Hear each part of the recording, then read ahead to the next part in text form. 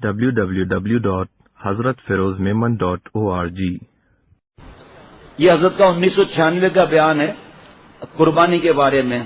اللہ تعالیٰ نے ہم کو دو قسم کی اطاعت اور اپنی بندگی اور آداب بندگی دو قسم کی سکھائی، اور دونوں قسمیں جو اللہ کا بندہ ایمان لانے کے بعد دونوں قسم کی بندگی بجا لائے گا، اس کی آداب بندگی کی برکت سے اللہ تعالیٰ کی طرف سے ہر وقت اس پر ہر لمحے حیات عطائے خواجگی ہوگی، یعنی اللہ تعالیٰ کی طرف سے اس پر رحمتوں کی بارش ہوگی۔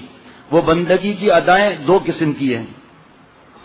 نمبر ایک، جو ہمیشہ اللہ کے حکم کو بجا لائے، جیسا کہ قربانی آنے والی ہے، اس وقت قربانی کا حکم ہے کہ جانور ذبح کیا جائے، جو صاحب ہو جس پر قربانی واجب ہو گئی وہ پتہ کر لے۔ یہاں پرانی قیمت لکھی ہوئی ہے 52.5 تولہ چاندی یا اس کی قیمت۔ سونے کی بات تو چھوڑیے، سونا تو آج کل خوب سونا بنا رہا ہے۔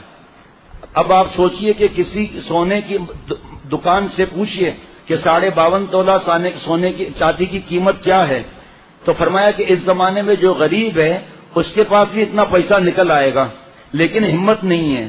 دوسروں سے جانوروں کا گوشت لے لینا اور قربانی نہ کرنا یہ بہت سخت محرومی ہے۔ اکثر میں نے جھوپڑی والوں سے پوچھا کہ آپ کے پاس بینک میں کتنا پیسہ جمع ہے، تو انہوں نے کئی ہزار بتائے، اس وقت میں 10,000 بتائے۔ حضرت والا رحمۃ اللہ علیہ کا جہاں پرانا ناظم آباد میں جہاں حضرت کا گھر اور خانقاہ تھی، اس کے قریب بہت جھوپڑیاں تھی اس زمانے میں، اور حضرت کے پاس آتے بھی تھے، لیکن اتنا پیسہ ہونے کے بعد قربانی نہیں۔ صاحب ہم غریب لوگ ہیں، ہزاروں روپیہ رکھا ہوا ہے کسی اور ضرورت کے کام کے لیے، اس لیے برکت اٹھ رہی ہے۔ لڑکیوں کے رشتے بھی نہیں آ رہے ایسی وجہ سے، گناہوں کی نحوستوں کی وجہ سے ہم سب پریشان ہیں، نافرمانی کا سب عذاب ہیں۔ لڑکے ہیں تو ان کو لائق بہو نہیں ملتی، ہر طرف سے پورے دنیا پر اللہ تعالیٰ سے دوری کی لعنتیں برس رہی ہے ہمارے گناہوں کی وجہ سے۔ ایئرپورٹ پر بے پردہ لعنتیں، اسکول کالج یونیورسٹیوں میں لعنتیں، مارکیٹ میں لعنتیں، بس اسٹاپ پر لعنتیں، ریلوے اسٹیشن پر لعنتیں، جہاز میں لعنتیں، ریلوے میں لعنتیں، بسوں میں لعنتیں، ہر طرف اللہ تعالیٰ کی رحمتوں کا نافرمانیوں سے مقابلہ کیا جا رہا ہے۔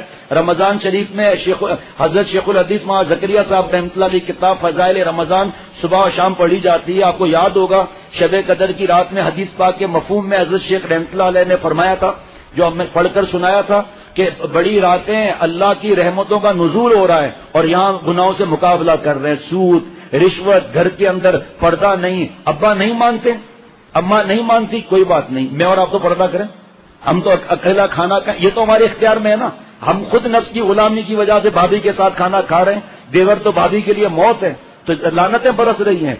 رونا تو اس بات پر ہے کہ اللہ تعالیٰ نے دین کا لیول لگایا ہوا ہے اور عمل نہیں ہے ہمارا۔ کالی کو دیکھتے ہیں، گوری کو دیکھتے ہیں، کسی کو نہیں چھوڑتے۔ حضرت فرماتے تھے نہ کالی کو دیکھ نہ گوری کو دیکھ، اسے دیکھ جس نے انہیں رنگ بخشا۔ یہ قربانی کا زمانہ جو آ رہا ہے یہ ادائے بندگی میں سے ایک جز ہے۔ اب بتائیے میں قربانی کے مسئلے بیان کر رہا ہوں کس انداز سے، جس طرح صاحب نصاب پر قربانی واجب ہے۔ اب دوسری بندگی، مسائل بہت حضرت نے فرمائے تھے، میں نے وہ مسائل نہیں لکھے کیونکہ مسائل مفتی صاحب کا کام ہے۔ ہم یہاں 2 دن کے بعد انشاءاللہ شروع کریں گے، فجر بعد عصر بعد انشاءاللہ تعالیٰ، اس میں ہمارے مفتی صاحب مسائل بھی بتائیں گے انشاءاللہ تعالیٰ۔ آگے سنیے گا، ایک تو صاحب نصاب پر قربانی واجب ہے، ایسے ہی صاحب